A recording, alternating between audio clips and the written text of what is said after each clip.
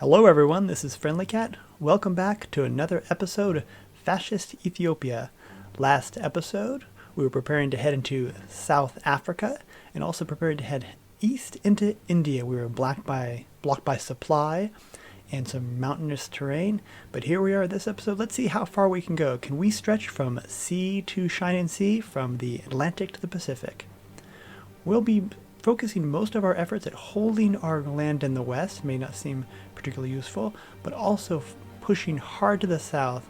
We finally have our supply hub connected, so we can start rotating troops down there and slowly but surely push those South Africans out.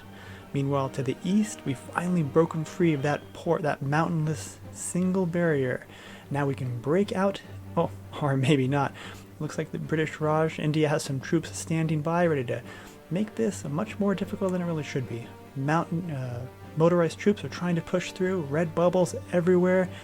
Well, this is going to be pretty difficult. We're also suffering from supply issues as well, but if we can move fast and push hard, we'll be able to pocket them.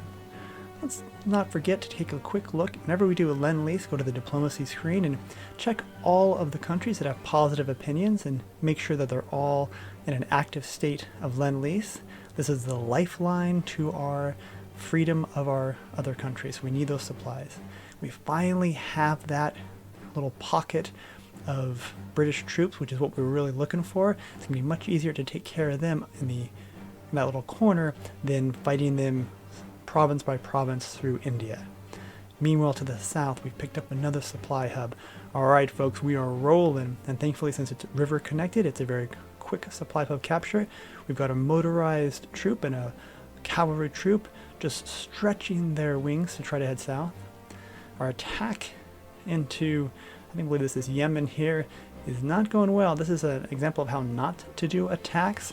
I'm actually attacking into the mountain from the north. I'm moving away from supply hubs, so they're supplied. I'm not. They can reinforce. But let's see if we can solve that. And here we are pushing south. Looks like South Africa might not have much past those front lines. So we may be able to take it finally after all these months and put not only South Africa's factories to use, but also free up our own armies. And the push into British Raj, India goes very well. This is also clear land, and we've bottled up those Brits, so we should have a very nice, easy run. Unfortunately, not so in South Africa.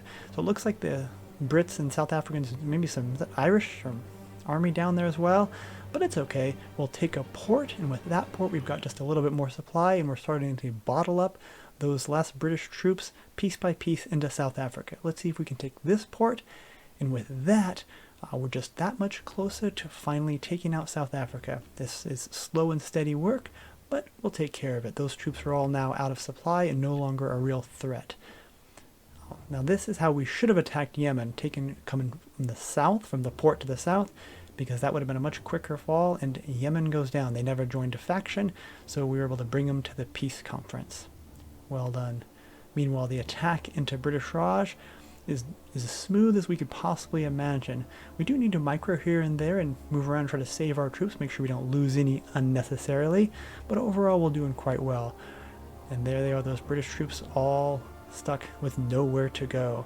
Well, let's take out Oman as well. Oman has one division. Maybe we should have attacked them instead of Yemen first. They go down and also go to the peace conference because they didn't join a faction. Here we are finally bottling up South Africa. They are mountainous, but once you finally get into this position, you can continue to attack into them until eventually they will fall, but they will take a while. They're across the river, they've got supply, and we are having a hard time. Attacks across the British Raj, we've broken free. This is one of the real advantages of both motorized and cavalry troops. They allow for very quick capitulations, or relatively quick capitulations, when there's nothing opposing them. Here we are after bomb-proofing, as we continue down toward our fourth research slot, and this is what a research tree would look like here at the middle of 1940. We're going to want to take the right side, that invest in the east, for the 15% industrial research speed industrial concern later, as we're just three focuses away from the fourth research slot. Oh, good job, France. Way to push us out of one of our cores. We are fighting for our cores. We really don't have a tremendous amount of manpower. I know 1.3, 1.4 million seems like a lot, but I will fight for every core just to ensure that I don't have to fight to get it back. It's much easier to defend. Now let's keep an eye on Germany. You know, they haven't really gone to war. I don't think they've gone to war with anyone this whole time. Let's watch their focuses. What do we think they're going to do? Okay, looks like they're going to... I think they might form the Central Powers, but to do that they would take rekindle Imperial Sentiment. Let's see if we can see...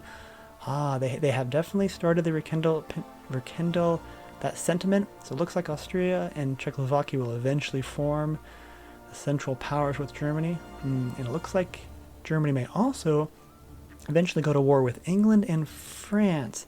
That's good for us. That's something we really would like to see. Interesting. We'll keep an eye on that. And there we go. South Africa finally taken out. And they get to form a new capital, which I think puts them back into supply. Maybe I should have destroyed those pockets before capitulating them, so I could fight them when they're out of supply. No matter. Here it is, the moment I've been waiting for a while. 1940 subs in 1940 as Ethiopia. I'm pretty impressed. I'm very happy with myself. Okay, so we're short on naval experience. No matter. We've got a single sub exercising, so it won't be too much longer, and we will get 1940 subs out. Attacking into Siam. At this point, we have done very well. Our supply situation is slowly getting better. Our railroad situation is slowly. We're getting more and more trains out, and we're going to push right through Siam, encircle, take them out. Might as well take out part of France so we can get some rubber. Finally, some time to rest and relax in Southeast Asia. Take a little vacation. Just take your eye off. And just take it. No! Encirclements. That's really not good. 2 infantry and 2 motorized encircle. That's the foolishness of taking it easy. Well, we break out the infantry, but it looks like we're going to lose that motorized. Fight.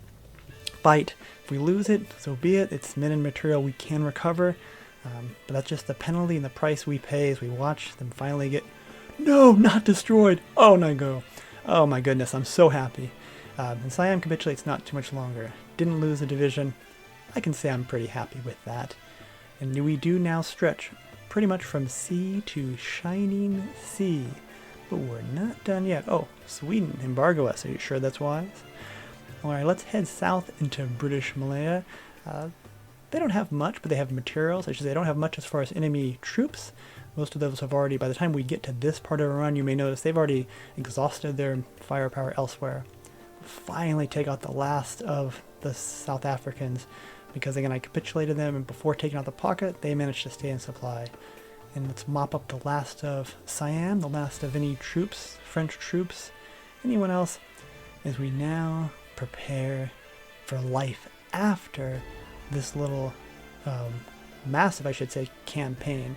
Afghanistan? Maybe we should go to Afghanistan. They're nice. More factories is more factories, but they're mountainous and they don't have a lot of supply. I'm not sure. Maybe they'd be a good choice. Maybe. Kingdom of Libya. They broke out of Italy. That's actually a pretty choice, because I can head west and start to seal off the Med and eventually get to Gibraltar, at least seal off the south Straits of Gibraltar, I guess. Turkey's looking good. Turkey would be a good choice. Russia, they're at war with both Japan and parts of Japan, I guess. They've got a lot of supplies, they've got a lot of oil, a lot of factories. Maybe we'll go there next. That's one of the things we kept an eye on Germany to see who's going to attack where and what the next areas of attack are. Well, we have lots of different choices. We'll have to think about it. And in next episode, we will choose one of those options and head out and continue this Fascist Ethiopia run. Well, I had a lot of fun on this run, really stretching our legs here. I hope you had a lot of fun watching.